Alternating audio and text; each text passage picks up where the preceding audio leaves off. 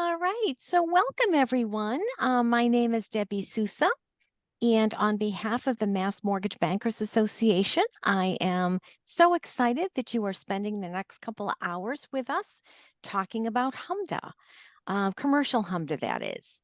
I am so pleased that we have just an amazing panel of speakers, and we are being led by Thomas Golden, who is the CRA officer at Rockland Trust.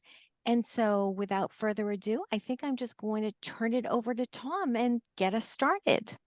Awesome. Thank you. So good afternoon, everybody. My name is Tom Golden. So I am the CRA officer at Rockland Trust. I oversee CRA, fair lending, commercial compliance at the first line, which includes commercial HMDA. So I came from the FDIC. I know a lot of people in the audience have seen me on the other side of the table. So sorry for everything I did to you during the exams. It's nice to be on this side of the table for a change. I'm just going to kind of go through the list of our speakers and have them introduce themselves. So I'll start with Alison from Hometown Financial Group. Hi, my name's Alison Tower. I'm the Vice President of Compliance and CRA Officer for Hometown Financial Group. We're a multi-bank holding company that includes 3 individual banks. That's Abington Bank in Eastern Mass, Bank Hometown in Central Mass, and Bank ESB in Western Mass, where I live. So thank you for having me. Thank you, Alison. And Bethany? Hi, I'm Bethany Bewsher. I'm the Vice President Compliance Officer at Easton Savings Bank. Happy to be here. Our last panelist is Sarah. Do you want to introduce yourself? Hi, I'm Sarah Hansen. I'm the Operations Manager for Quilty Associates. We're a consulting company. We do HMDA reviews, data integrity testing, omissions testing. We'll also review your HMDA procedures, and we offer training as well for your staff if you feel like you need it. So we try and make sure that you guys are getting the most out of us being there. So we try and make sure that we tailor your needs to whatever issues you found in your previous HMDA examination reviews. We kind of come in and try and help you figure out all of those issues. Awesome. Thank you. And logistically, for everybody in the audience, if you do have questions, I have the chat window open on my computer as well. So if you have questions as we're going through, please just throw them in the chat and we'll try to address them. For the next about hour and change, we have some set questions. We're going to kind of follow alphabetical order. If you're in the panel, kind of know where we're going to land next. But again, if you have questions, throw them in the chat, or you can direct message me if you don't feel like asking in the large group. But with that, I will start with you, Alison. Given that most of your LARs, all 3 of them, will be comprised of non-commercial entries, by number anyways, what does the commercial deal process looks like in terms of HMDA, given their enhanced complexity, and how much time, percentage-wise, you think you've spent fixing those versus fixing residential or consumer HMDA entries? Sure. So I anticipated this question because it is not proportionate at all. So I actually went to our LAR for the year and I calculated less than 1% of the loans on our LARs are commercial. And when I say that, I don't mean the business purpose flag. I mean truly out of the commercial lending area, just to be clear. So because we do some investment properties on the residential side of house, which would still be that business purpose commercial. So not including those, just the commercial area, it's less than 1%, 0.7% if you want to get really specific about it. And that said, I would say we spend about 5 to 10% of our time scrubbing those loans because of the complexity. It's just more gray on the commercial side. There's more room for interpretation. There's more complexity in the deal. Sometimes you have multiple pieces of collateral, and you have a great big long loan presentation or credit memo or whatever you call it at your institution to pull information out of, as opposed to the residential side where you have a neat and clean 1003 or just standard document. So it is absolutely a disproportionate amount of time spent reviewing that very small handful of loans. So I have a follow-up on that. Is you talked about a credit memo. Is that your aggregation of the HMDA LAR from the commercial world all manual, or is there any automatic feed for any of the data points? So we use LoanVantage as a commercial loan origination system. So we do automate pulling those from there to our HMDA data management software. So there is some automation, but garbage in, garbage out. So we are scrubbing 100% of those fields every time. Do you do it quarterly, monthly, or We do it periodic? monthly. No, we scrub all of the loans on a monthly basis because it's just easier. When we were smaller and we had less volume, we did it on a quarterly basis. But it was hard to manage doing that many loans. Just to give you an idea, and I think everybody's in the same boat. 2023 was a relatively slow year compared to 2020 and 2021. But we had about, I'd say 2,000 LAR entries between the three banks this year. Is there any consistency in fields that require additional scrub or focus between the three different LARs? Yeah, so what I would say is it's not the same at each of the three banks, and that's primarily because Bank ESB is not a partial exempt reporter. So scrubbing all of the fields, as where Bank Hometown and Abington Bank are subject to the partial exemption.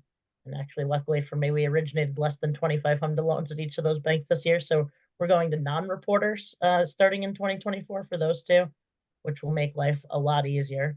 But going back, it's a lot easier to scrub a LAR that has more than half of the fields exempt. Otherwise, the fields that aren't exempt are consistent. We try to align our processes, and we have defined source documents for each field so that you should be able to follow it along quite easily. Emphasis on should. That's the key, right? Bethany, I would kind of punt it to you now with the same question, given that I believe Northeastern's LAR is largely based on residential consumer home equity, not commercial.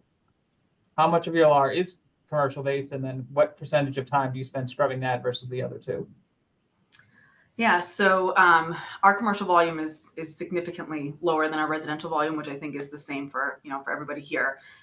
In 2023, we will be reporting around 450 loans total, and about 50 of those will be commercial. So not a large portion of our LAR at all, but given the complexity of the commercial deals, I probably split my time evenly between residential and commercial HMDA as far as monitoring is concerned. I'm the second line, so I only do a percentage of residential loans. I do 10% originated and 20% non-originated, unless I find something that seems to be systemic. But I do 100% of commercial. So the volume actually ends up being roughly the same in a given quarter when I'm looking at it. So yeah, it's disproportionate when you consider the number of commercial loans versus the number of residential loans, but the time spent between the two is roughly the same. Do you think you ever have any aspirations to get the 10 and 20% as applicable from residential over to commercial, or do you think they're always going to be doing commercial? I don't think I will ever have a degree of comfort with HMDA to trust not looking at 100% of commercial loans. Do you think you'll have any expanded scope or an additional or larger LAR, I guess, once 1071 comes in on the other side of the table, where deals might be changed up and how they're categorized a little bit? Yeah, I mean, I think it's just going to be twice as much work, honestly. I think there will be 100% scrub for 1071 and then 100% scrub for HMDA. I know that their HMDA reportable loans won't be reportable for 1071, but it's just gonna duplicate the work. It's all that's gonna happen. Are you looking at any systems that would collect similar data for either 1071 or HMDA? So we actually also use LoanVantage. We probably don't use LoanVantage to the extent that we could, because I know that for our commercial reporting, we are manually pulling the information out of the system and then importing that into QuestSoft. But again, our volume is very, very low. In a quarter, we're probably reporting 10 or 12 commercial HMDA loans. It's not a significant number. So we are exploring LoanVantage and learning about what the changes will be with 1071. And hopefully at that point, if there's any automation for 1071, we can also leverage that for HMDA. Awesome. Okay. Alison, I'm going to come back to you with a kind of a follow-up question about the three institutions. given that there's some other banks in the Commonwealth that have started to adopt the holding company model with multiple institutions underneath, how difficult is it to balance the whether or not you have a LAR, I guess now, right? Because two of them don't, and collecting and changing processes between institutions to make that all work? Sure. So what I would say is obviously, even though we're not going to have a LAR next year, we still have HMDA responsibilities because that is a very low threshold for reportability, right? 25 HMDA reportable originations is your threshold. So we still have to track them and make sure we don't cross back over into HMDA reportability. And if we do, make sure we're aware of it and, you know, we're ready to go. As far as alignment, so the key, I think, is having clear procedures and training, right? Reaching out to, we have 3 separate commercial departments. We have 1 consolidated residential department, so that makes it easier. But we have 3 separate commercial departments. And so I pull the lead CLA, who is the person at each bank responsible for collecting and scrubbing commercial HMDA. I pull the 3 of them together into meetings and have one conversation to make sure that we're all on the same page, so that you're not, you know, reinventing the wheel or doing things differently. I think with HMDA in general, consistency is key. I would agree. And I think, right, so having the consistent message outlined in advance is going to make that easier, particularly when there is difference of interpretation, which is where for Bethany and Alison, I'm going to bring up the 31 versus 32 conversation for the refinances. Alison, since you were just talking, can you talk about how you interpret cash out refinances on the commercial side, and then after you, Bethany, as well? Yes. So we do not have any cash out refinances on the commercial side, because if you read the commentary, it talks about different pricing or different, not necessarily pricing, but could be different underwriting criteria that differentiates between a cash out versus a no cash out. That's very easy on the residential side where you're meeting secondary market standards. You know, Freddie clearly defines what is a cash out versus a no cash out, or Fannie. Nothing like that exists on the commercial side. So what I would say is look at your credit writing guidelines and see if your bank specifically details, you know, we will underwrite a cash out refinance this way, but a, you know, no cash out refinance that way. If you have different criteria, you might have a difference in reporting. We do not. So every refinance, whether or not they're walking away with cash or not, is coded as a 31 refinance on the commercial side. And for me, it's the same exact applicability. We don't report 32s for commercial lending. Would either of you ever consider, if a loan application came started through residential and then got kicked over to commercial for whatever reason, carrying over that 32, or once it makes that transition, it goes back to the 31? For me, it would go back to the 31. We don't have that, you know, a distinguished product in the commercial sector for cash out, so it would be a 31. Agreed. All right. Sarah, I'm not ignoring you. Now I'm going to ask you a loaded question here. That's okay. It's no problem. This is their time. For now. Yeah. So here I have a larger question for you. Given that you get to see procedure, process, and error rates at a variety of institutions, can you share some of the mistakes or trends that you're kind of seeing across the bank space, both focusing on commercial, but, you know, as necessary, touch on residential home equity reporting? Yeah, I did make some notes about some of the common mistakes and common areas that people are struggling with. The first one that I think is probably the most important and the one that I see most often is lack of documentation in the file. So, you know, you send me your LAR, you've gone through it yourself, it's my turn to check. And the data on the LAR could be correct, but the documents that you're providing me to review the data on that LAR is not sufficient. So things will be missing. You'll tell me that I have to track something to this source document and that source document won't be there. So it just kind of brings up a lot of questions, and it's time consuming and it's confusing because I'm trying to figure out where that data is coming from, and the file doesn't really back that up. So that is one of the things that I find is most common with all of the reviews that I do, is just the files not really having the information that we're looking for. Another one is, which has been mentioned, is the HMDA procedures. Everyone at this point should have HMDA procedures for their institution. The residential side always does. They're always, you know, very good, very thorough. The commercial side does not hardly ever have them. And you don't have to make a completely separate, you know, document for your HMDA procedures for commercial. You can add those little, you know, bullet points that are specific to commercial in your HMDA procedures that you already have. So you don't have to start from scratch or anything like that. You just have to kind of make that a little more clear, so that when someone like myself comes in that does not work with you guys, doesn't know the deals, doesn't know how you operate, I can take that and I'm able to work through your loan without a lot of questions, because the more questions I have, the worse it's going to be. So you don't want me asking any questions. You want those procedures to be there and to be clear so that we can kind of like move through it. I have a couple other things. Do you want me to keep going, or do you? Yep, absolutely. I made notes. And, oh, application date, which I know will probably be discussed here in some form during the program. But if you've been to one of these seminars before, you have heard that application date is an issue for commercial loans. It has been since, you know, they needed to report HMDA. There's no, you guys can decide which source document you use to determine your application date.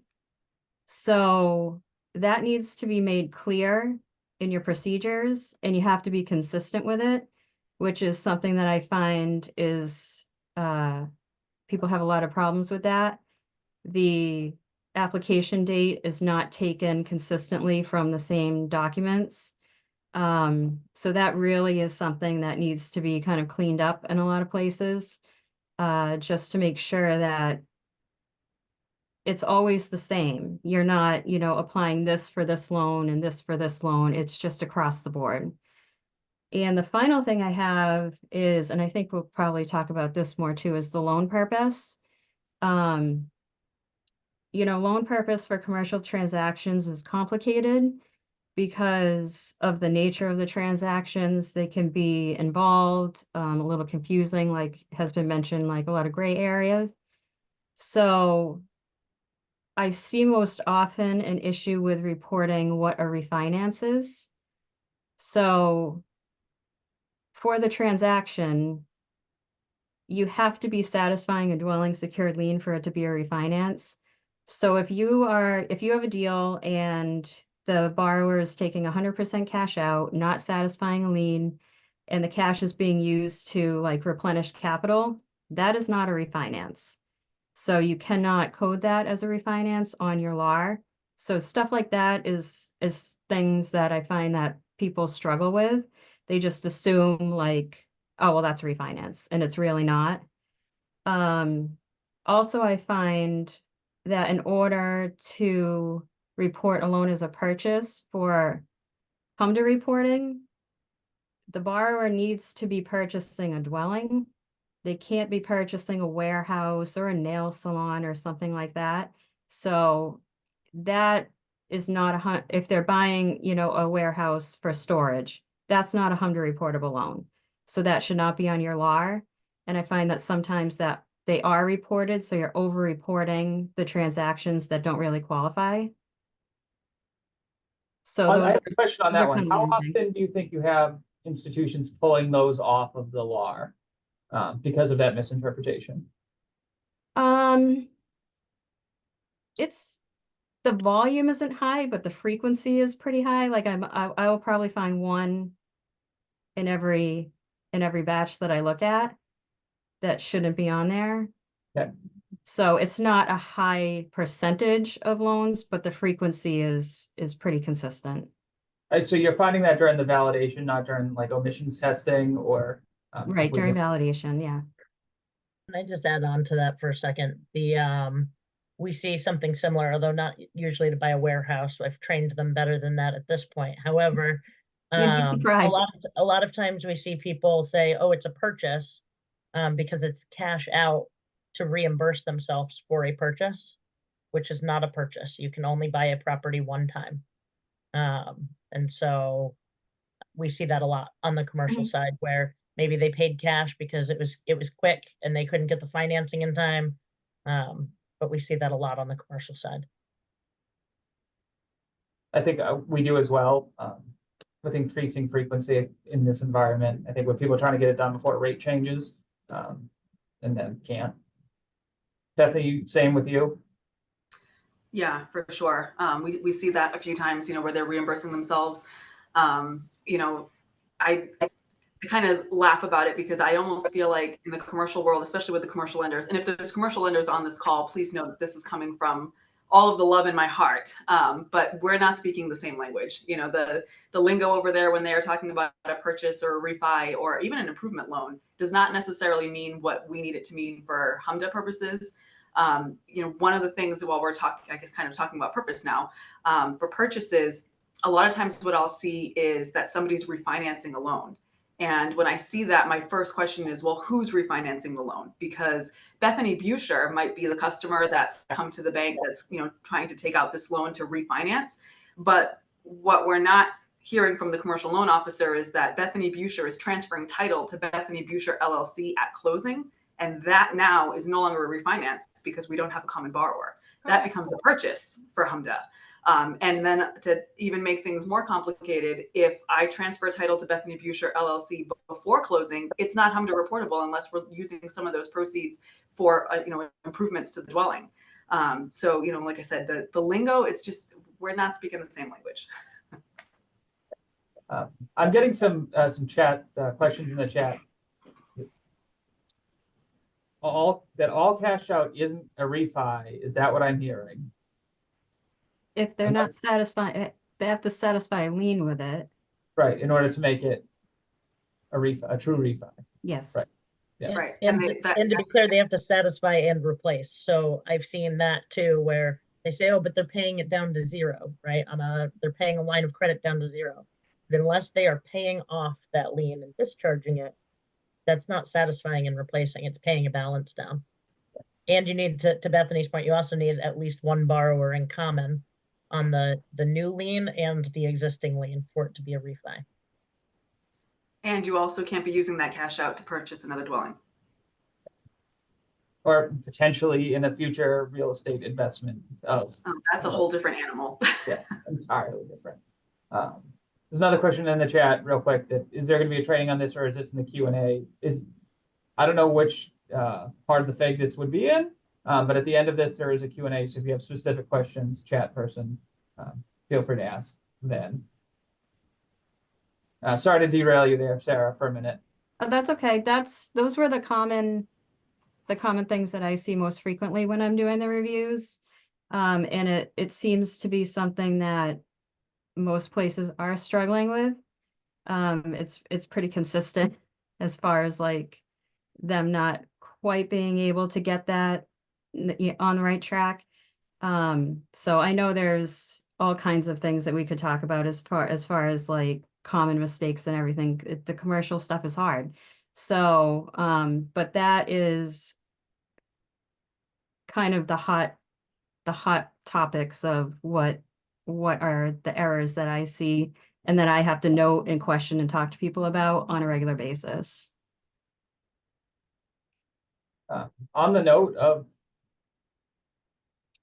establishing a metric, I guess, with the revised CRA rule that has specific criteria for responsiveness for large institutions, and there's a requirement for description of product. Do any of the three of you think that you will start seeing commercial products be developed to hit that CRA check mark that are also HMDA reportable? I'm seeing like an absolutely not face from Alison over here. That sounds great. I think we seek to get them compliant and HMDA reporting before we would see a new, specific product for responsiveness, but a girl can dream. Same. All right, the next question I have is for Bethany. For those of you that don't know, Bethany set up the commercial world for me over here at Rockland. So all the success I have in commercial, I'm gonna put on Bethany. Having served at a very large institution like Rockland and now at Northeastern, is there anything that, other than general commercial HMDA specifically, that you see as a common theme between the two institutions in terms of areas for improvement? Absolutely. And surprisingly, a lot. I think the two biggest themes that I noticed between the two institutions is, well, first of all, the manual reporting process that we have, right? The manual data aggregation. At Rockland, by the time I left, we were using reports to aggregate the data and, trying to use those reports to tell us what loans were HMDA reportable, or not even HMDA reportable, but what loans were secured by real estate and could be HMDA reportable. And we're not quite there here, but again, our volume is significantly less than what it was at Rockland. But everything is manual, even using systems, everything's manual. Has to be 100% review because you can't rely on the data. As Alison said earlier, the garbage in, garbage out, right? We can't rely on what's going into the system. So we're doing a manual review. But then on the flip side of that, I also find that training is incredibly difficult for frontline staff in both cases. With Rockland, the geographical footprint was much larger. There were over 100 branches, there were several lending centers. And so you've got like a lending center in Boston or in the Fall River area that does a lot of HMDA loans, and those folks might have a good handle on it. But then you go down the Cape where they don't have so many. They have a ton of flood loans, but not as many commercial HMDA loans. So trying to train somebody who does HMDA sporadically, maybe not even every year, to get it right is just very difficult. And here, we have much fewer staff, and again, the smaller volume, but because of that smaller volume, we don't do HMDA as often. And so you're trying to get staff to remember, oh, hey, first of all, to identify that they've got a HMDA loan, but then to remember all of the different fields and where it's all got to come from. And so it can be very difficult to wrap your arms around it and get it under control, no matter the size of your institution. I'm glad you brought up a flood side regulation. So do you ever use the opportunity when looking at a flood loan to see if it's HMDA applicable and verify that it's there to kind of feed two birds with one stone? Yeah, I do things, both sides. If I'm looking at a HMDA loan and I notice something flood related, I might just take a note of that for when I do my flood review to make sure it's in there. All right, now we're going to talk application versus completed application, I think. So Alison, can you talk about how you define application versus completed application for the commercial world and how the three institutions came to that conclusion?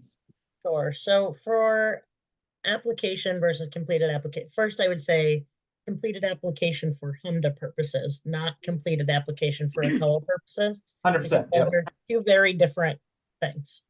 I think it was Sarah who said, we're allowed to define what an application is for ourselves. This is one of those areas where banks are, you spell it out, you decide. The regulation does not spell it out for you. Within reason, you have some latitude. We do not use a paper application. I don't know how many banks are still using paper applications on the commercial side. We don't even have an online application for the commercial side. So it was a battle for sure to determine when do you have a completed application for HMDA. But as I mentioned, we do use LoanVantage. There is an application date in LoanVantage, and so we use the system. When it's boarded to LoanVantage with the application date is what we report for HMDA. There is a way in the system that you can enter a prospect. So if a loan is entered as prospect, that is not a HMDA date. It only moves to an application when it becomes a live app in the system. And that is consistent across all three of our banks. Okay. That they're using LoanVantage as well. Do you follow a similar process? Sort of. So we still heavily rely on our credit approval memo in order to determine our application date. We take the date of the credit approval memo as our completed app date, and that's the date we report for HMDA. And we do that now because that we do consistently. We still have some work to be done on differentiating between completed app and application date. So for now, in order to maintain that consistency and get it right every time, we're using the completed app of our credit approval memo that our underwriters draft. Is it And a I think manual? I'm sorry. Go ahead, Sarah. I was just going to say, I think that point is really important, is especially when you have your HMDA procedures, write your HMDA procedures and do that how you actually function. You know, like don't say, oh, we take the application date from this document, when you don't actually really take it from that document, you take it from your credit proposal. You know, don't try and reinvent the wheel here. If this is the way that you operate on a regular basis, just make it simple for yourselves. Don't try and pull the application date from this other place. If you always internally use that application date from the credit report for your credit proposal, then use it for HMDA. You know, it doesn't have to be something special for HMDA. It can be the same. And commercial HMDA is difficult enough, so just make it as easy for yourselves as you can. I do have a question from somebody in the chat. How do you get joint intent sign off in Loan Vantage? How do you document this? We don't do it in Loan Vantage. We have it documented on a separate piece of paper. Same thing for us. Hopefully that answers that question.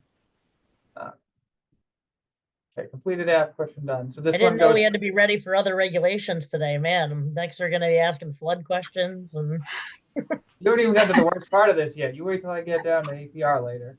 So this one, the next question I have goes to all three of you. You can answer. Whoever wants to answer first, have at it. One thing we seem to see here, particularly with commercial loans, is misinterpretation of that purpose field, like we talked about earlier. Do you all reevaluate the definition of that with any frequency, or what does remedial training look like when you identify consistent issues with that? I'll take a stab at that one first, I guess. So, I mean, we don't really reevaluate it. We have it kind of defined for how we're going to report for HMDA. You know, similar to what Sarah just said, we have a process that we follow. We do it consistently every time. So we try to stick to that as much as possible. With commercial, what's difficult is those anomalies, those things that like are just totally out in left field. You've got somebody who's reimbursing themselves for a purchase, but they're also doing a home improvement and it's secured by a barn that they're turning into a house. I mean, they can be so complicated. So I think, you know, as far as dealing with that and dealing with purpose as it can be difficult to manage, the big thing is, like we used to say this at Rockland Trust, is not managing to the exception, right? So following consistent procedures every single time. And when you have those one-offs, not changing a full process that's vetted and works to make sure that you don't miss the one time that a loan didn't fit the mold. So yeah, I mean, it's just, you know, we kind of deal with those weird ones as they come in, but we try to follow a consistent approach every single time. what would remedial training look like for this? I would start first and foremost always with the waterfall, right? Define what each purpose is, then go through the waterfall, which is, you know, purpose trumps refinance, which trumps home improvement, which trumps other, which on the commercial side is not reportable. If you have another purpose, commercial purpose loan, it's not a HMDA reportable loan. And then I make sure I have examples. And if I have gathered examples over a period of time that were actual ones where they got it wrong, I pull them out. I don't say who got them wrong. And it's not about putting anybody on the spot. It's just about using our mistakes to learn from them and move forward. And I think having real examples and making up, you know, funny scenarios that are memorable helps too, right? It's the less boring you can make your example, the right, instead of using Sally and Jack, make sure you use people in your bank, because then they remember, oh yeah, Ryan, he got that vacation home and it was application X, Y, and Z. So I try to make it relatable and as engaging and funny as compliance can be.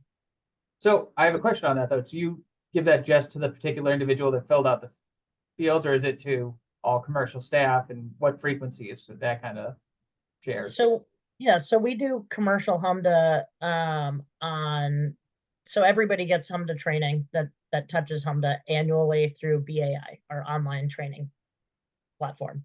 If I'm noticing a lot of mistakes, not just a one-off mistake here and there, but it seems that our performance standards have slipped a little, I will do a live training where I'm either soup to nuts HMDA, or just pulling out the hot button issues? What are we getting wrong, or emerging issues? Because even though the reg hasn't changed in a while, there are new interpretations. I think we saw something with property location come out of the CFPB last year, and that threw some people for a loop. But I would pull them all together, and I would do that training live to the team. That doesn't necessarily mean in person.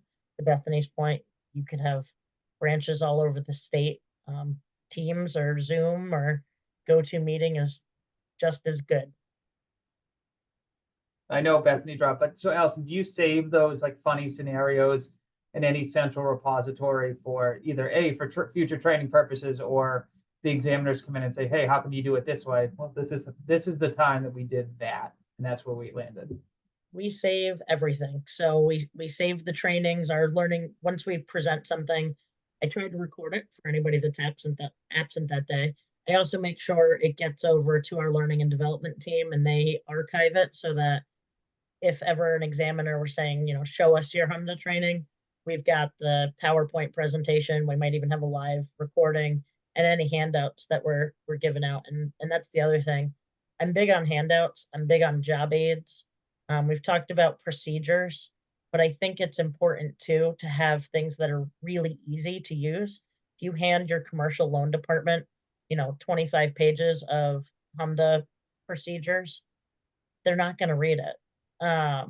If you hand them a checklist and you make it really simple, it's more likely that they're going to use it. And I'll give an example. Since you've talked a little bit about CRA and 1071, one thing that we were seeing a lot of in the beginning was people just struggled to say, oh, is this HMDA reportable, or is this CRA reportable? Is this a community development loan?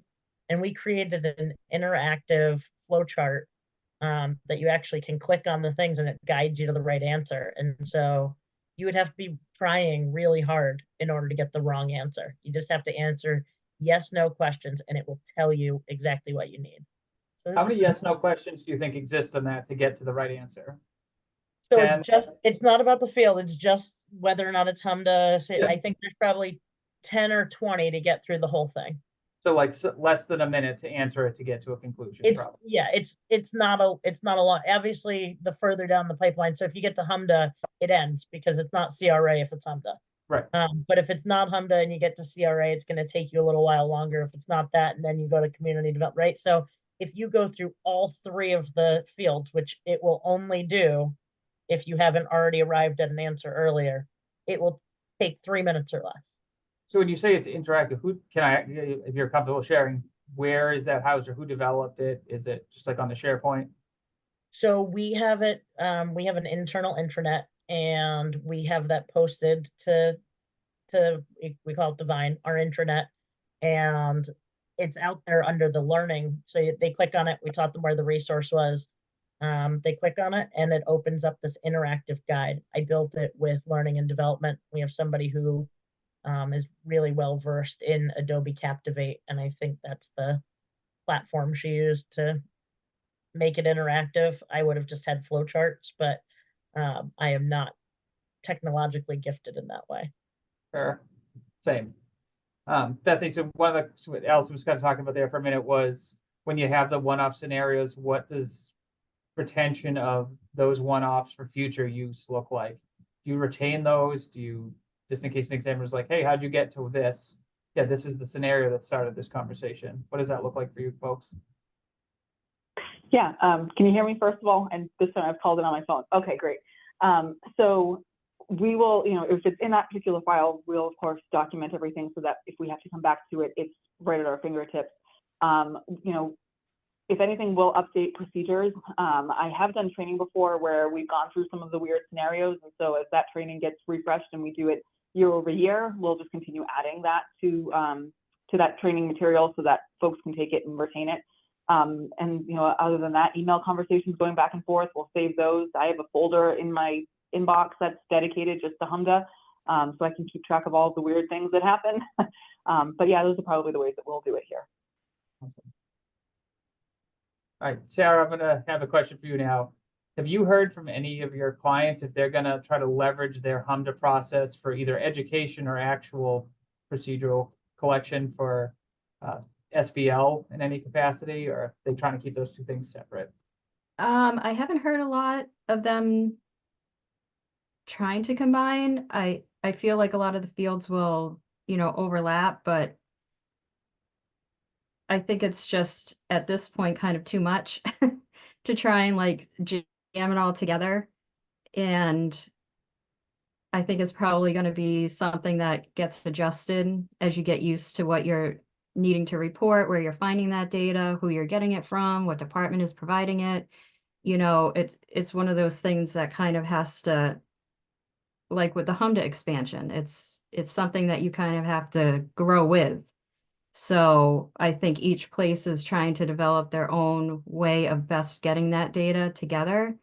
And yeah, I just think it's not going to be an easy thing for people to put together because the commercial stuff is so manual and it's so different and it's so specific and odd that it's just a lot. It's a lot of work. I would agree.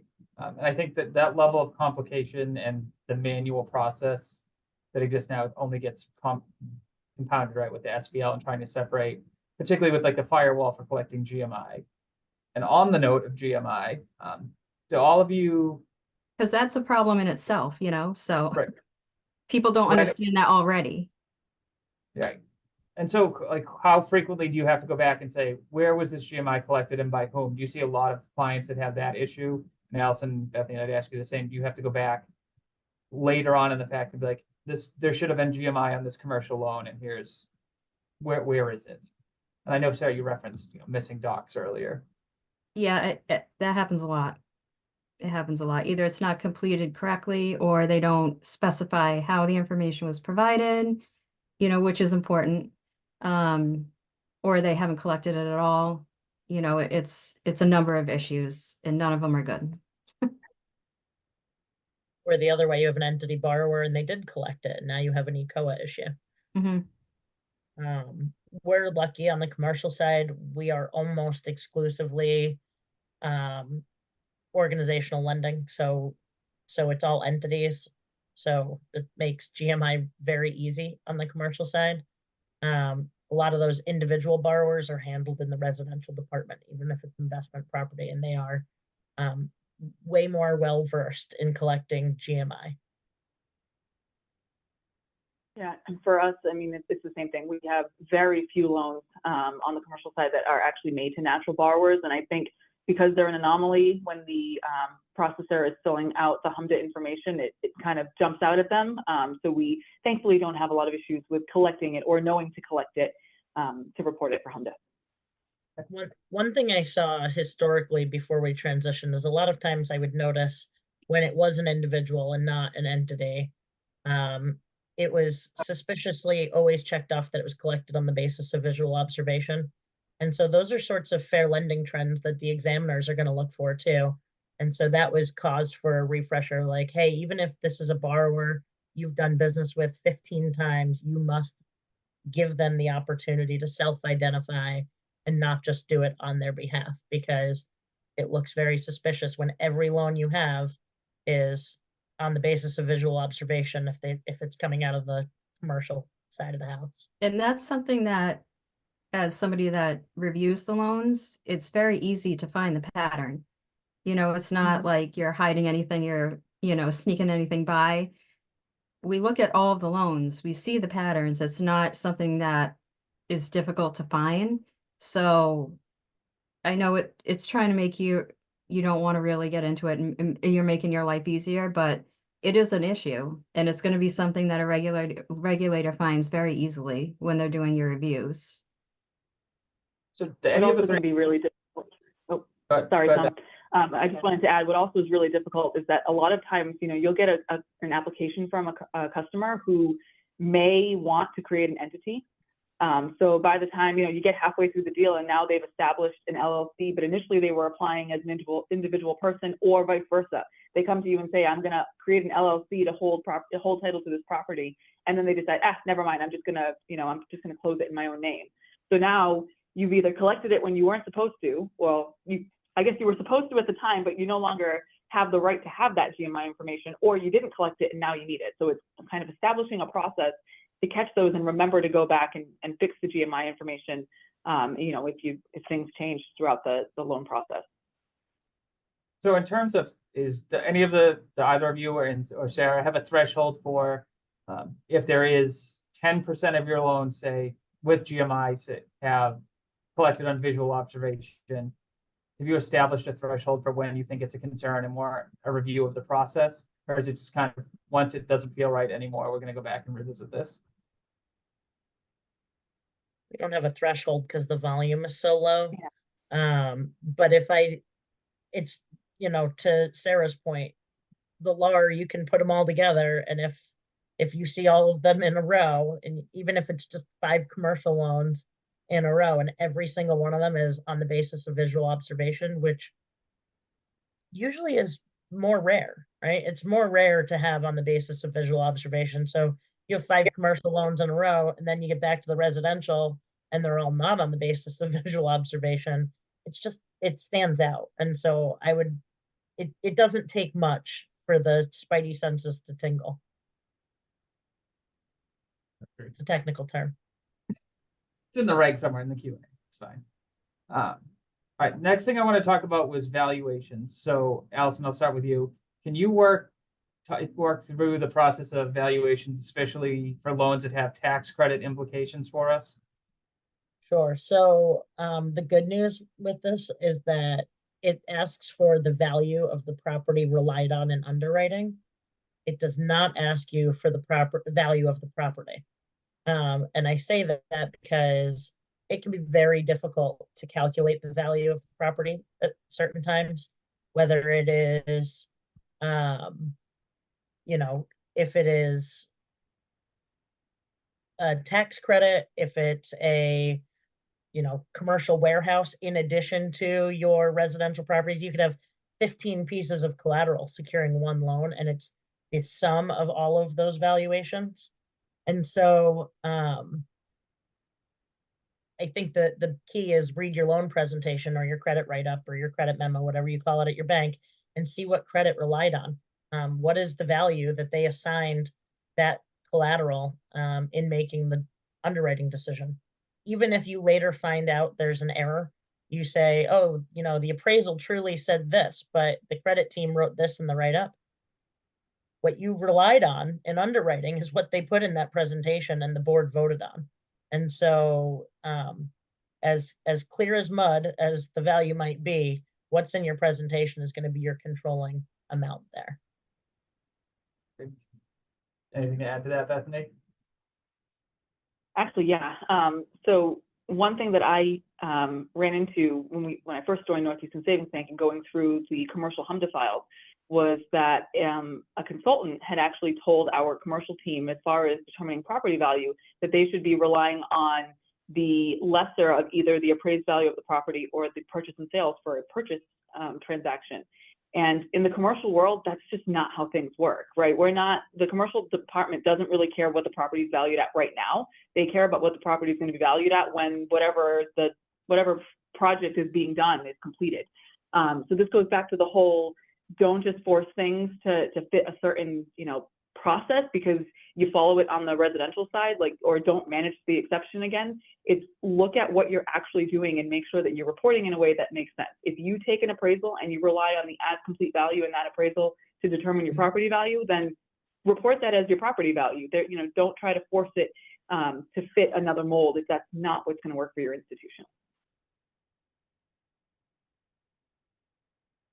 All right. Bethany, could you go through and provide us some details on how you balance a manual review versus system-generated aggregation for any particular field, and when you think it's a value not to rely on a system?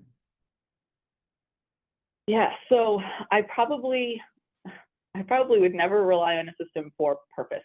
And this goes back to what I was talking about earlier, where we're not speaking the same language, right? A purchase, you know, what's something that looks like a purchase to a commercial loan officer or, you know, somebody in the underwriting team may not actually meet the definition of a purpose for HMDA. So I don't think, I mean, unless something comes out down the road where a system suddenly can differentiate or make it super clear to whoever is inputting that information, I don't think I'd ever rely on that from an automation standpoint. But I think Some things that I have relied on in the past are data that's coming out of the core, like an interest rate, whether a loan is an open-end line of credit, even sometimes like the collateral that's identified, if that's what's identified in your core for for loans that might have multiple pieces of collateral. So there's certain things that I could trust, but then there are other things that I would really need to get into the details and read through it to understand. And purpose is definitely one of those things. How about like LTV, or would you ever, how frequently do you manually verify that? So here, I manually verify it every single time. What's good is that our commercial lending department actually does a great job of putting the LTV into the analysis. So I'm just, I calculate it and make sure that it matches what's in the credit approval memo so that I have a hard and fast place that I can point back to. In the past, I have calculated it and just used that calculation to report for CLTV, which probably doesn't sound kosher, and I'm kind of glad there's no regulators on this call, but I have done that because, again, it's the whole consistency piece. If we're, what I have seen in the past is a commercial team saying, we're going to approve this loan up to 75% LTV. Well, the loan may not be 75% LTV, it may be 72% LTV, and they just didn't write that number down somewhere in the credit approval memo, but that's what it is. So, you end up putting in your loan amount and your property value, and now your LTV is 72%, and you've got an edit that pops up. So, again, it's the whole consistency is key. It's so tough with commercial HMDA because we're trying to force a consumer reg on a commercial area. But, I've done both ways, and I think it just goes back to documenting it, making sure you're doing things consistently, and making sure you can stand behind whatever decision you make for reporting those fields. That is a very common issue that I find when I'm doing the reviews, is trying to match that to the documents in the file. And it's very rare that it does because of the situation that you said. They'll say, put in the write-up up to 75%, but the LAR will have 72.586, So, and that 72.586 is nowhere documented in the file. So that's something that I have to go back and be like, where did you get this from? Where do you pull that information from? Because this says 75, this is 72, they've got to, like you said, be consistent. And it's never consistent. It's just real. It's a field that is very, very difficult to get that information right and get it documented in a file someplace where someone like myself can actually find it. It's tough. Yeah, absolutely. I mean, unfortunately, that's something we probably want to document in your procedures, but you're right. When you're an outsider trying to look in at a loan file that you're not super familiar with, and you're like, where does this number come from? It can be definitely very difficult. Do you two get a lot of attempts at claiming that DTI, CLTV don't need to be reported because they're commercial loans for any reason? Right, they're reportable DTI, except a couple, like 4 or 5 scenarios, right? DTI is not reported for commercial. Right, that's why I said DTI versus CLTV, saying I don't have to do this one because I did the other one. Oh, okay, I see what you're saying. I haven't experienced any pushback on it. Okay. So we're coming up towards 2 o'clock. So I would ask at this point if the 3 panelists have anything in particular that we didn't talk about that they want to bring up for discussion. Start with Alison. Do you have anything before we open it up to the larger audience? Yeah, I mean, I think there's certainly, if there's questions, I will yield the floor. But there were, I think, a few key issues that I see come up all the time on the commercial side. We've talked a lot about purpose. One thing that comes up too is the concept of cash out for a future real estate investment. And I know this has been a question and banks have handled it differently. I'd be curious to see how Bethany or Tom, how you guys handle it at your banks, but the reg is clear that you don't need to have a property identified.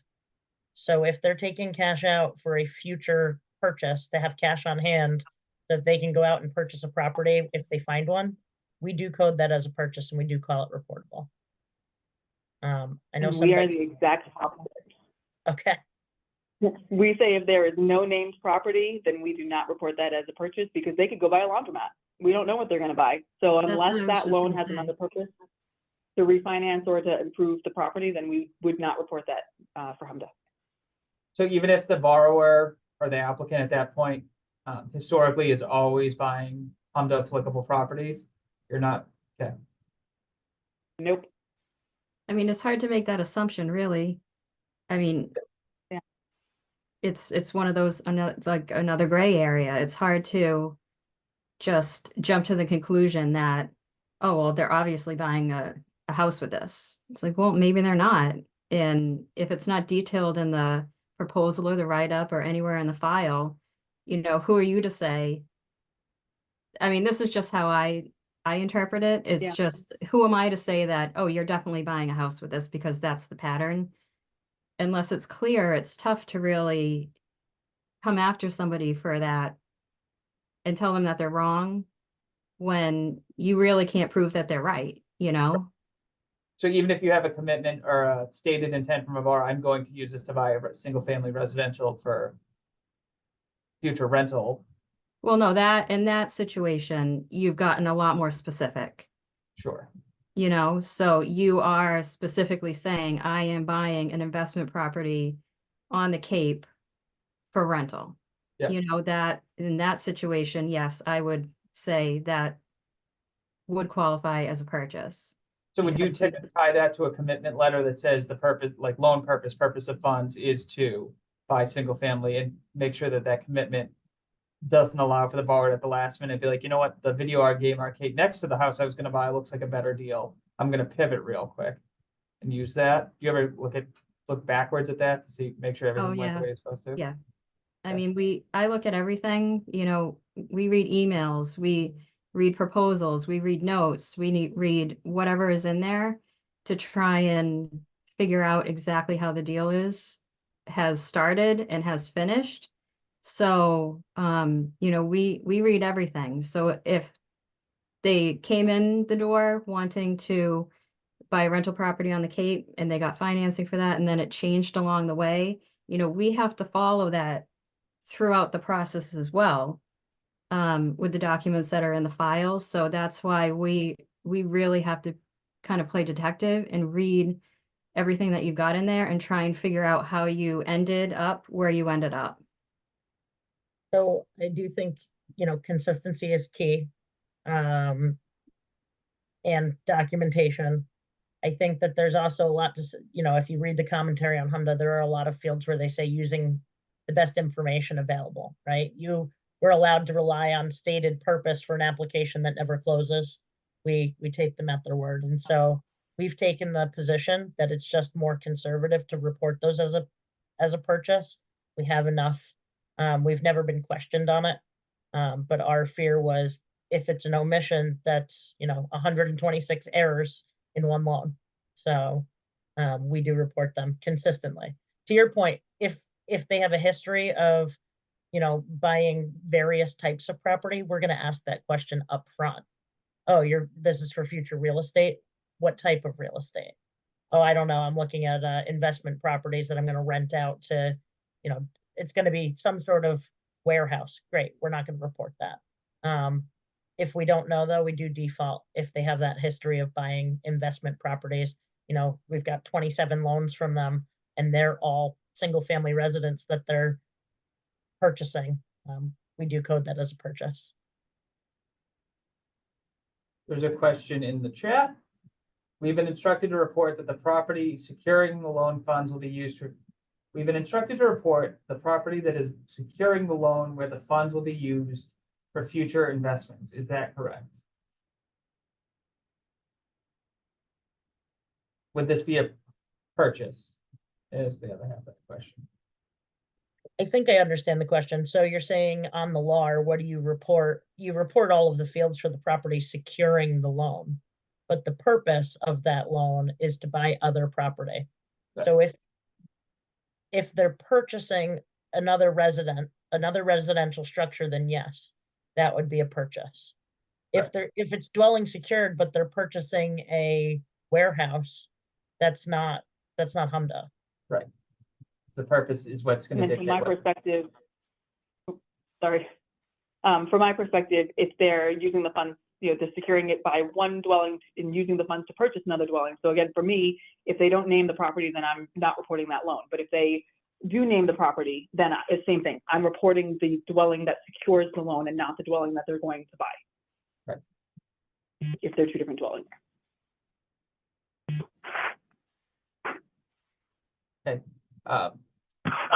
Without any other questions from the audience, I think Allison has volunteered to share her flow chart that you referenced earlier, right? Bear with me. I'm going to hope this works because I'm outside of the network in order to be on this call, but I'm going to try to screen share from in the network. So can you see a CRA reporting tool? All right. So this is, you know, in our shared drive out on our network. So when people log in, everybody has access to this. And you just click through. So it starts with HMDA, is the property secured by a dwelling? Yes or no. So I'm going to run through it once. Hypothetically, we're going to say yes, it's secured by a dwelling. You know, is the purpose of the loan to purchase, refinance, or improve a dwelling? Keep in mind, this is just for the commercial team. Right. So if I were to say no to this, it's not HMDA reportable. Now I have to go to the next assessment, right? So if I go back, Like this. because if it were other, it's not reportable. If I said yes, it would take me to the next item. Now I will say, is this a revolving line of credit? Part of the reason this is here is we did not report open-end credit. We are now, so this will need to be updated. But so is this a revolving line of credit? Yes, not HMDA reportable because we weren't reporting open-end. I do have this question though, is it secured by multifamily? Because this will also lead you to whether or not it's community development. So say it's an open-end line of credit and it is secured by 5 or more units. I'm going to say yes. I'm going to ask, does it support affordable housing for LMI? Yes. Great. It's not HMDA, it's not CRA, but it is community development. Allison, where does this report out to? Do you get like an aggregate report of these results, or is it just for the LO or the loan officer at the time? It's just for the loan officer. So, or the CLA, whoever's making that determination. And they use it all the time. They tell me that they use it and that it works. There is a way. So I'm just going to say, no, it's not a dwelling. Great. It's not HMDA. I'd have to continue to CRA. I'm not going to get into the CRA since we're not on a CRA webinar. But at the end, there is an export that they could save all of the decisions they made. So if they said, hey, I used the tool and I got to the end and it said it was CRA, but you're telling me it's HMDA, how come? It won't let me back out. Let me relaunch it entirely. You know, how come? I can audit their answers and say, oh, well, because you answered it this way or you answered it that way. And you don't require this to be done for every loan, right? It's just No, it's just a tool that they have access to. So we do not require it on everyone. Most people at this point, I think, have gotten it pretty drilled into their heads. What's HMDA, what's CRA, what's community development. Every once in a while, you get a tricky one though, and this will walk through. So it walks through the HMDA reportability. It walks through all of the CRA reportability, call report, loan amount, all of that before you arrive at the end result. awesome. There is a question in the chat, I think, and thank you for sharing that, Allison. I'm not really sure what the question is. I'm guessing whether or not that's HMDA reportable or not. Yeah, I'll take a look at that. But y'all can't see. I'm acting like you can see it. Loan to pay off an existing mortgage. It will be used for the construction of a manufacturing building and cash out of a minimal amount towards closing costs. There's an existing 1 to 4 family house on the property in addition to the new steel building. Is this HMDA? I'm going to guess the question is this HMDA reportable? I'm going to ask the person. Can you repeat that one more time? So it's a loan, existing mortgage, fund the construction cost of a manufacturing building and cash out a nominal amount to be used for closing costs. there is an existing 1 to 4 family property, 1 to 4 family house on the property in addition to the new building. So it's secured by a dwelling Yep. and it's paying off a lien. It's On the dwelling. satisfying and replacing. Yeah, I would say that, yes. Yeah. If we're misreading that question, person that asked me directly, let me know and we can clarify that. I'm gonna take the thank you as no, we did a good job. Okay. I know we have scheduled till 3 o'clock and we intentionally left the full hour, the second hour for specific questions from the audience. So I would encourage anyone that has them. That is what we are here for. Or unless the panelists have anything that this is sparked that they want to share with the group. Yeah, again, I don't want to haggle the speaking time if somebody else has something, but I did want to just say that I have a few other hot button issues to discuss. Somebody says, can you discuss construction loan scenarios? So, What about them? It kind of depends. Right. We could talk all day about construction loans, I think. If you want to get into the minutia of construction loans, so if we, and this is what I do here. So, you know, as I think, again, consistency is key. I just want to throw that out there. If we have a loan, you know, from for a borrower that's what I consider a builder's loan, right? The loan is to purchase vacant land to construct a dwelling for sale. That is not HMDA reportable. If they are constructing the dwelling for investment purposes, that's HMDA reportable as a purchase. What else can we talk about? Oh, and the other nuance for me, so sometimes we'll have a loan that says that it's going to be for construction only. But when you get in there and you see the appraisal, and conceivably the appraisal is being written before the loan is originated, so before an action is taken on the loan, and you look at that appraisal and there's a foundation, that's a HMDA reportable loan for a home improvement. So it depends on where we are in the construction phase, if it's already started, if it hasn't. And then it also depends on the long-term purpose of the loan. Is it being held for investments or is it being sold? And then the other piece is construction to perm, in my eyes, is always reportable as a purchase. How's that? Phenomenal. It's like you rehearsed it. so if you have a foundation, you're always considering that an improvement?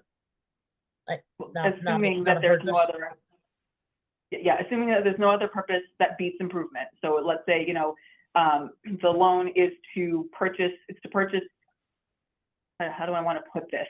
So let's say they already own the property and now this loan is for construction only. If there's already a foundation on the property, I would consider that a home improvement loan. If there's no foundation and we're going to dig the hole to put the foundation in, then I would consider that construction only and wouldn't report it. Interesting. Construction only, but it's not a construction perm, you're saying? Is that why you're saying that? Right. If it's construction to perm, that's different. If it's construction to perm, then I would report that as a purchase. Okay, that's what I wanted. I just wanted to make sure you weren't saying that's a home improvement if it's just a foundation. No. Construction to perm would be purpose. It would be a purchase. Yeah. And would you treat what if it's a house and they're going to raise it and then build a new one in its spot? So that's another good one. If they are, in my mind, if they are purchasing a plot of land that has a dwelling on it, it's a purchase. Whether or not they're going to raise the structure, rip it out and build a new one. I have seen it go both ways. I've seen the argument that they're going to rip out the structure and, you know, and then they're building in it construction only and it doesn't meet the definition. That's where I err on the side of caution and I say there's a dwelling there when we make the purchase, it's a purchase. And I would say we would do the same, and I would use the argument of, or the scenario of COVID. You bought it with the intention to rip it down, but all of a sudden everybody's home for a year and can't build or do construction. It stays like that for the remainder of that time that's purchased.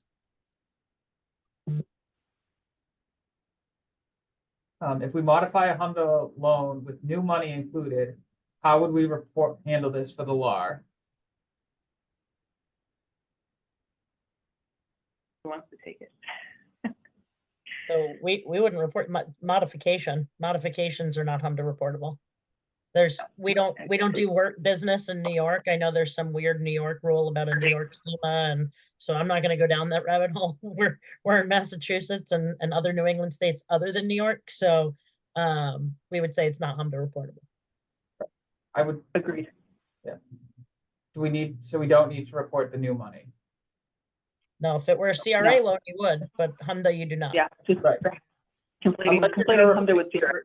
Unless you're replacing your entire original HMDA loan, right, with the new money added, that's a different conversation. But if it's just a straight modification, then no. Yeah, if you're not replacing that lien with a new lien, then it's not a refinance, so a modification doesn't get reported. If you're just modifying the same loan, just adding money to it, or taking funds out, that is modification, it's not reportable for HMDA purposes.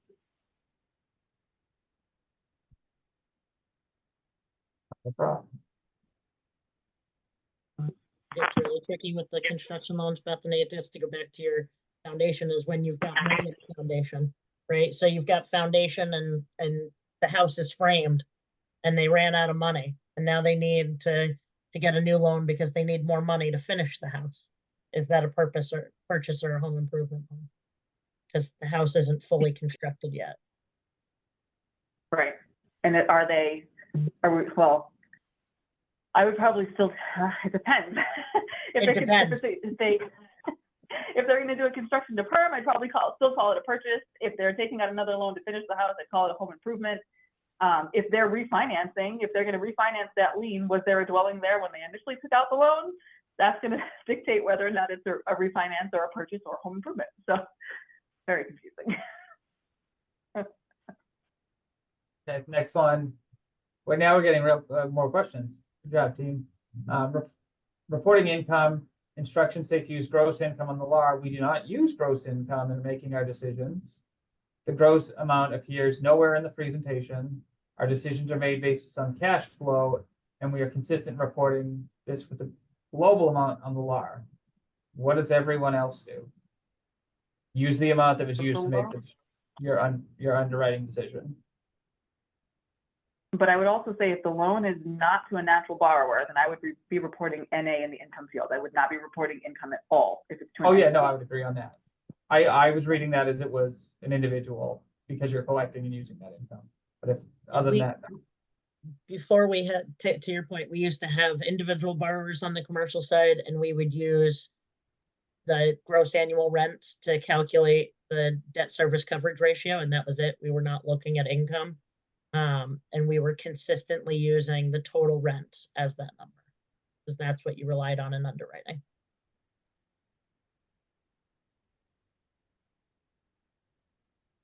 okay. The question was related to the natural person or borrower. To use the amount. I think we all agree, right? Use the amount. Any amount that you use to underwrite it is what you're reporting. The NA Correct. would be. unless it's question- multifamily 5+ units, then it's NA. Yes. The caveats are key. The question for Megan, under the impression that if the line of work in this instance is not related to the purchase or the investment of the property, then it's considered consumer and not business purpose. So that depends entirely because actually Reg Z is going to be your controlling regulation here because that's what HMDA and the commentary references.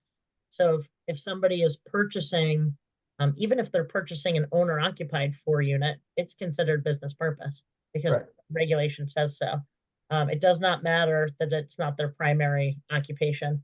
There are areas though, so if it's a refinance, or it's say they're purchasing, if it's a refinance of a 2-bedroom or a 2-unit rather, it gets more gray. And certainly but if it's non-owner occupied property and it's a purchase, it's always investment.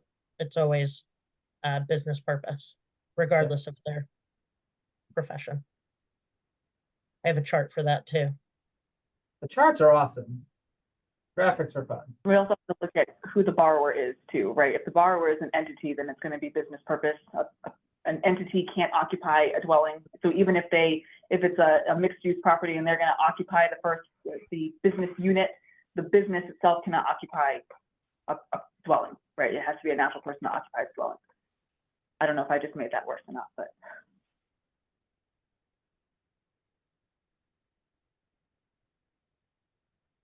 Another purpose this decision comes with evaluating changes in entities, partner buyouts, entity changes, trust ownerships, etc. How do all of you handle that? in terms of what, I guess would be my question, in terms of the purpose decision about whether or not you include other purposes other than the purchase and refi? Like, we talking about other purchases coming in here? So, Yeah, that's, yeah, I was just gonna say, a lot of times if it's a partner buyout, for example, you already own it, right? It's similar as it would be on the residential side, which is, it's not a purchase if you're already owning it and you're just buying more of the share. Right? If you're already on the deed, it's not a purchase. I don't know if that's the question you're getting at, though.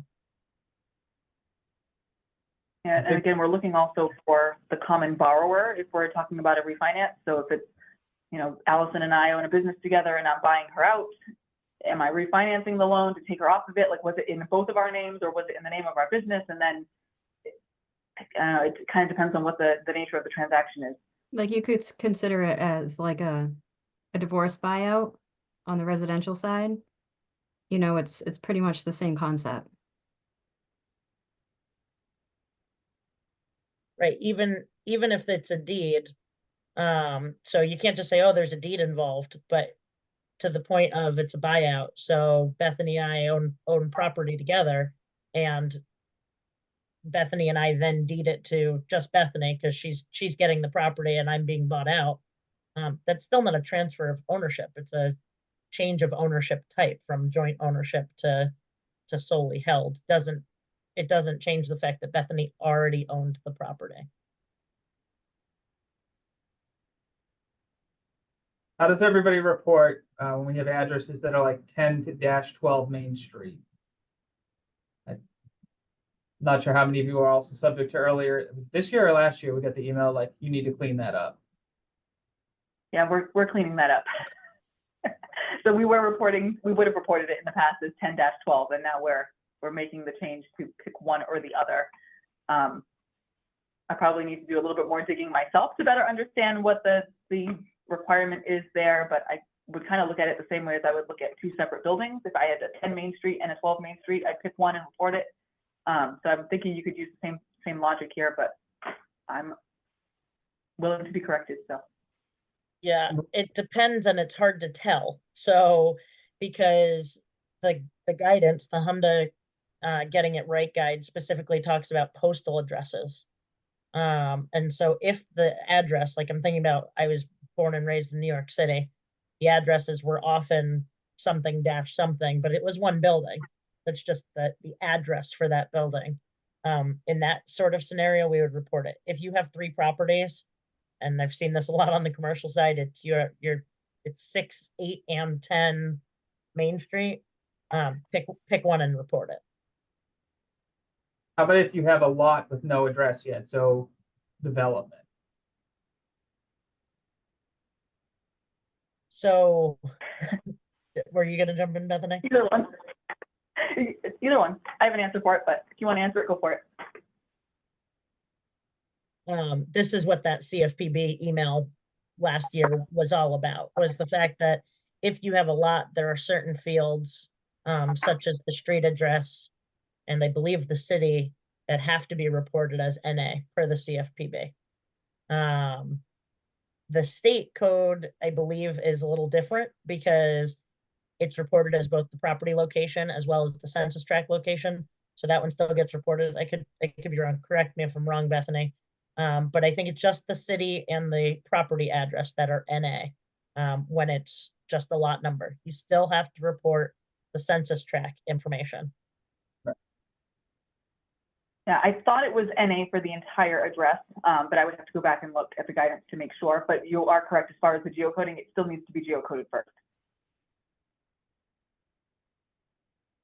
Yeah, The only other thing I would add. ZIP is also NA. Sorry. I think ZIP, it was just it's the city and the state, right? That stay. And the census tract, because at the end of the day, that's what they really gets utilized for analysis down the road anyway. Right.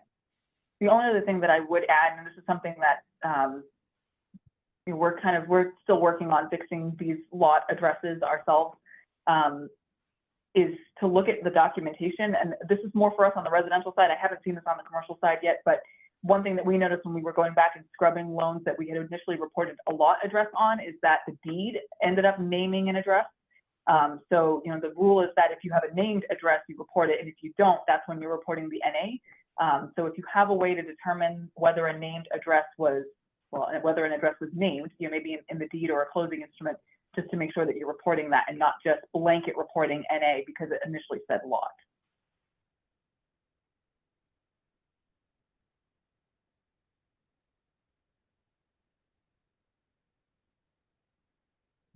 I think I just want to go back. I know I missed a few questions during that conversation.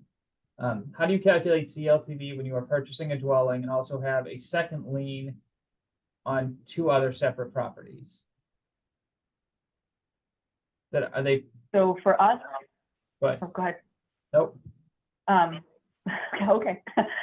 So CLTV is the combined loan to value ratio, right? So I am going to look for all of the liens against that property and all of the properties securing the lien. I'm looking at it from both sides. So for me, I would do that full calculation.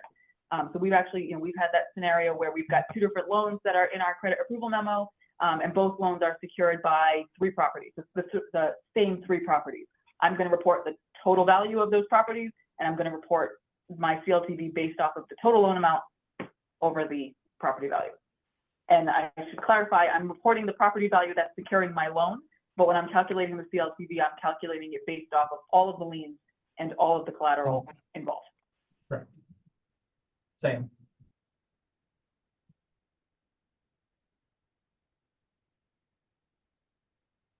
I know Debbie put in the chat too, folks, the residential program from the other day. This was largely commercial, but obviously some fields and data remain consistent between the types. But I think that's all the questions I do see in the chat. I think, did we miss the two-family purchase renting out the larger unit? I think we missed a question. Okay, is that a Megan question? Yes. And we had an LLC that purchased two families where he is renting out the larger unit and occupying rent-free the smaller unit. Is this business or consumer?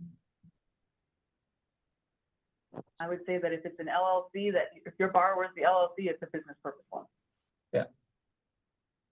So yeah, it has to be, right? You're not I think all four of us in agreement. Sarah, Allison too, yeah. Why one question there though is, it's a two-family. Are they using that larger unit for a business, or are you saying that they're living in it? Because I actually read that question differently when I read it through the first time, and I was thinking about whether or not it's HMDA reportable or not at all, because, you know, are they working out of that larger unit, and so the majority of the square footage of the property is being used for a business and not a dwelling at all? Excellent point.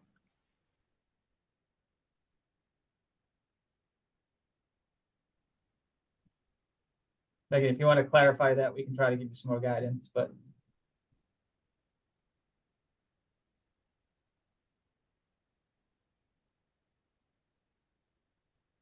And the only I other see, thing I would say, folks, you Sorry. got 36 days, so you have to file if you're not ready to do it yet. I know we're sure as heck not close to it. If you have questions, I would refer back to this as well as the MMBA's residential program from the other day. It sounds like, so they're living in the smaller unit and not sure if it's commercial or residential for the large unit. so that would have been my first question, though. I would look at what they're using that other unit for. If they're just renting it out to somebody, then yes, it's a commercial purpose HMDA reportable loan. But if it's the majority of the rents or square footage, remember on the commercial side, you can use either approach and you don't have to use the same one every time. Internally, we have a process of saying, calculate it both ways, and whichever one says it's not HMDA reportable, go with it. And That's so what we recommend as well. yeah. Yep, that's what we do. Again, making your life a little bit easier, so. What if it has a shared kitchen that's in the larger unit, but you're living in the smaller unit? We're gonna reallocate based on how one accesses the other half. we have. So I live in a town I One of live those in units, I mean, a shared resource space at this point for housing, and it gets weird. yeah, then we have to go back to the definition of a dwelling and determine if it's still a dwelling if there's no kitchen or whatever the components are that make it a dwelling. All right. Do not include commercial as part of the total units, right? So the commercial unit you're not living in, Correct. it's not the dwelling unit. The units is just for the dwelling. Yeah, that was a common issue I've seen for reporting the number of units. The commercial team wants to include all of the units. I'm like, nope, just the residential units. That's all HMDA cares about. That and Something else. multifamily affordable. That's the other one that trips people up all the time, because if you have multifamily affordable units, they're like, oh, well, you know, we're going to say this is affordable housing for CRA purposes, as a community development loan, because it's naturally occurring, but that's not what the HMDA rule asks. It really talks about units that are specifically reserved for low and moderate income individuals. So you're talking about deed restricted units or project-based housing Right. when you're talking about multifamily affordable. I also find that field is incorrectly reported often, just because say that you're taking 3 different properties as collateral. You're reporting the total units and all the collateral properties, so it could be like 7, but each individual property does not qualify as a multifamily, but they're still putting 0 in that field. And, you know, that has to be adjusted for the actual properties, not just the total number of units. And that trips up a lot of people as well. Yeah, the other thing I've seen too with affordable housing is people reporting Section 8 vouchers as being affordable housing. Section 8 does not make a property affordable housing. Section 8 goes with the tenant and not with the property. So just because the landlord is going to accept Section 8 does not make that house or that property affordable housing. Right. It would only be affordable if they're saying units 5 and 6 are reserved exclusively for people that have Section 8 vouchers. Correct. Do you struggle to find or locate if there's multifamily affordable units? I assume you mean like in the write-up. I'm not sure if that's what you're going at, but we have a special spot on our form, or I guess it's not a form anymore, it's in the system that straight out asks that now. I usually find it to be pretty clear in the appraisal. Yeah. Yeah, we don't have it in a set form, but it's in the appraisal, and it's almost always in the write-up, because they have set rent, right? And they're deed restrictions. And anytime you have a deed restriction, it impacts title. And so it's usually pretty prominently noted. It's not going to surprise you, unlike naturally occurring affordable housing, which is not reportable here. I think we've also drilled into them the whole community development and CRA aspect of things that they like, it jumps out at them now too, and they're usually pretty good about reporting it or identifying it anyway.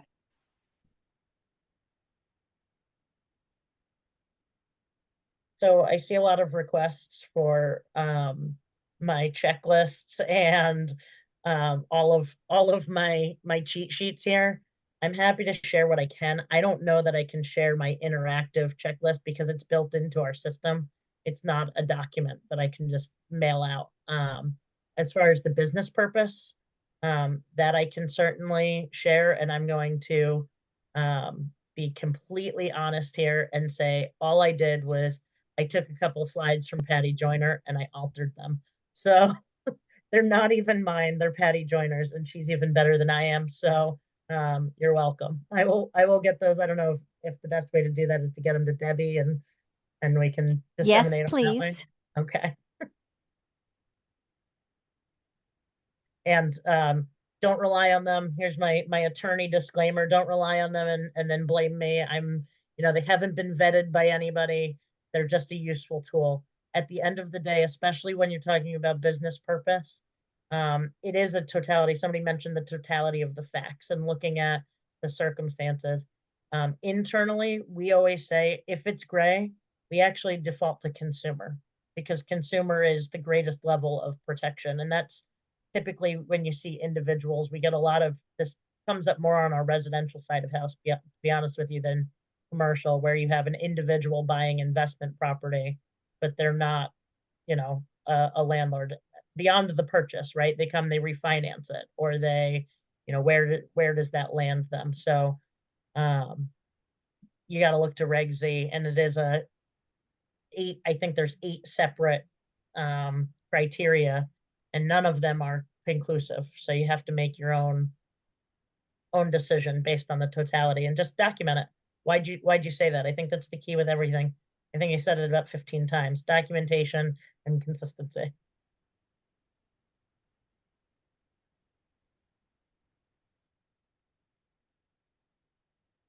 Yes, garbaging garbage out. Again. Those documentation tools, I think, self-developed. I would also argue if you have the capacity to pull in folks that are actually doing the work to opine on where the disconnect is, that is something that can be extremely valuable at the institutional level. And I do have to say, just as a little recommendation, if you have someone or a company like Quilty and Associates or whoever you use that comes in and does HMDA scrubs for you, HMDA reviews for you, if you have a loan that you're not sure about, that's kind of weird, falls into that gray area, bring that file to them. Don't try and hide it. Because we will pull that file. I don't know how we do it, but we will select it. I don't know how many times I've sent over the selections and they're like, oh, we were hoping you wouldn't look at that one. That's not why I'm here. You know, we're there to help you. We're here to help you figure it out. We'll talk it through together. We'll look at the regulation. You know, we'll try and figure it out to the best of our ability. But if you have somebody like that that you have hired and have brought in, you know, they should be there for you as a resource as well. So, you know, don't try and kind of slip that through the cracks. That's your opportunity to really get clarification on some of the stuff that you're kind of struggling with. And considering I'm about to go into a HMDA DIR in about 2 weeks, I can also attest that if your auditor or consultant doesn't pull it, the examiners will, and then you'll find Somebody will find it. Yeah. The other audit documentation. So. And to that point, there are a lot of really good resources. I think that in general, compliance officers and what have you at least across the state of Massachusetts are all really good at working as part of a team and happy to share resources. Also, the HMDA Getting It Right guide is, you know, a frequent go-to. There are some paid for subscriptions out there in the world. There's a whole, you know, company devoted just to HMDA that has an answer person that's fairly affordable. We use that when I get stumped. There's the CFPB. You can always submit an email to the CFPB. They're not the fastest to get back to you, but eventually they do. And so to the point of getting it right, it's much easier to get it right at the outset while you're doing your scrub than waiting for it to be pulled by your auditor or the examiner. And somebody did ask in the group about CRA training versus HMDA. There is another group that exists out there that meets every Monday for an hour to talk about CRA and the revised rule. If anybody is interested, I will share my email in the chat, ask me about it, and I can send you information about how to get involved in that, particularly with modernization looming. Do your loan officers complete LAR on your analyst? I would say for us, the loan officers are supposed to. Often it's someone in the back, myself included, backfilling, which back to my earlier comment about when a GMI is collected. I don't know, Alison, Bethany, same with you. Most of the time they're supposed to, but sometimes it's missed. Yeah, I mean, I think for us, it's more of our processors, the assistants to the commercial loan officers that are compiling the data.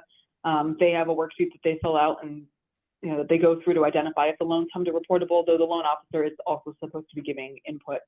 And then as far as deciding when it's HMDA reportable or not, you know, I'll also pull a report at the end of the quarter of all of the commercial loans that were originated. And I try to also grab a report of all of the adverse loans for the quarter and go through them to determine if we have any omissions.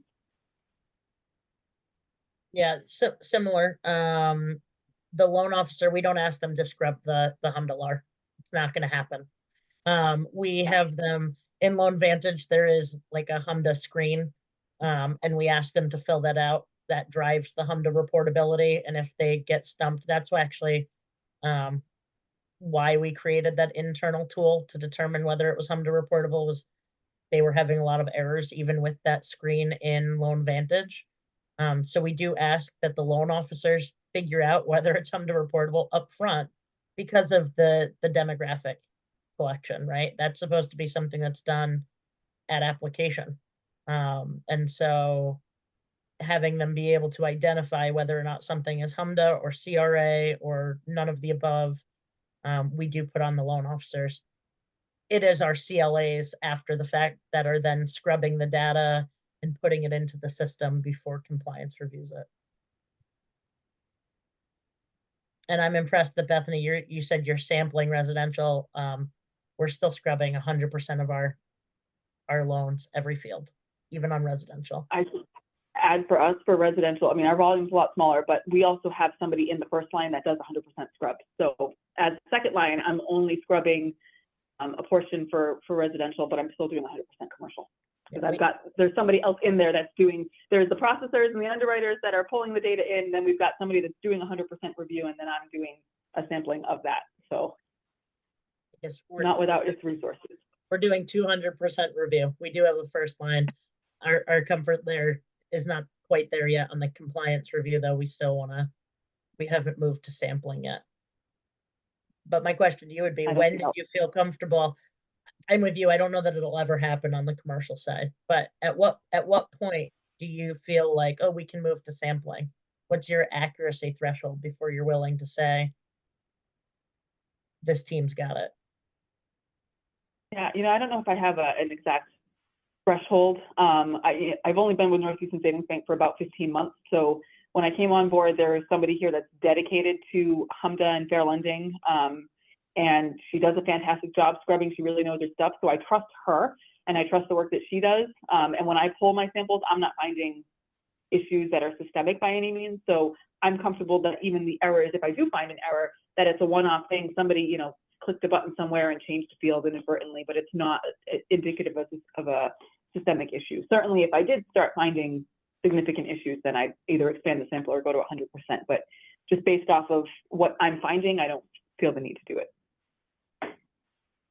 That makes sense. And I'll give the caveat. I'm not trashing our first line here. We've had 8 mergers in the past, or 7 mergers in the past 8 years. So there's constant change. And every time we get to a point where I'm like, we're great, we can move to a sample methodology. Even on the commercial side, we've been close. Something changes. And anytime you have change, you have risk. And so from a risk-based perspective, we just haven't gotten there yet. And there was a question about what LOS systems y'all use and they have two-way data transfer. I don't know what two-way data transfer is. I don't know what that means either. We both use Loan Vantage, but I mean, I know for us, and this might just be what we do here, I know that we are manually inputting all of our loans into QuestSoft. I don't know if the question is there about whether it speaks to the loan reporting software, but I know we manually input, though, you know, there may be a feed, I'm not sure. We, even as our asset are currently manually compiling and entering commercial HMDA. But we do not. We did automate that. There is a Loan Vantage HMDA extract, and we were using QuestSoft, which did not have an integration. And so what we did was we created a database that converted it into a file that QuestSoft would read. So you downloaded it out of Loan Vantage and you converted it into a mapping software. We're moving to a different vendor now, and they have a dynamic importer that allows us to just map directly out of LoanVantage. So it's still an export and then an import. It's not automatic, like you can do on the, we use Encompass on the residential side, and that's a lot easier. But it is automated.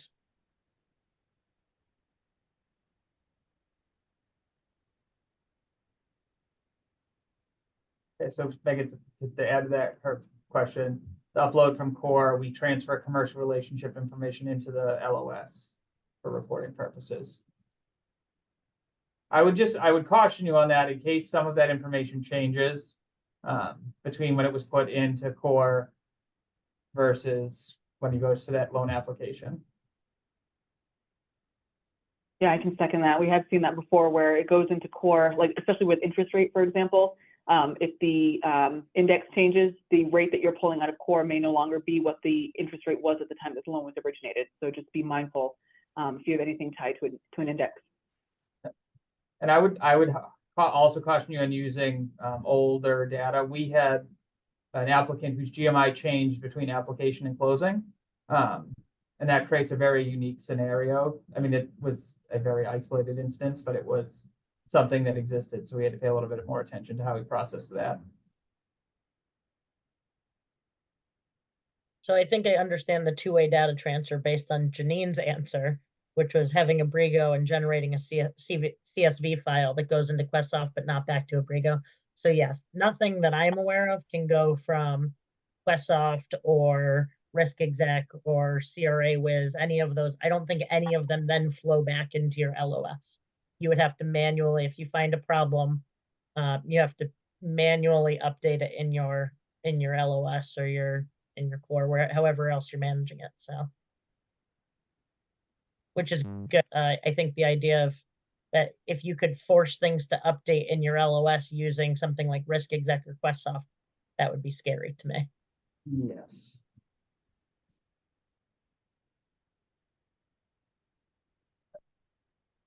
Well, with 15 minutes left in our plan session, I want to thank the three panelists. You've been excellent. I appreciate it. I know the audience as well received an inordinate amount of information. So thank you all for your time. And nobody has anything else, I will say thank you and have an excellent afternoon and pass it to Debbie. And thank you so much for our panel again, Tom, for organizing everyone. I will be sending out a link for this recording as well as any other information that my panelists think that would be beneficial for you to have.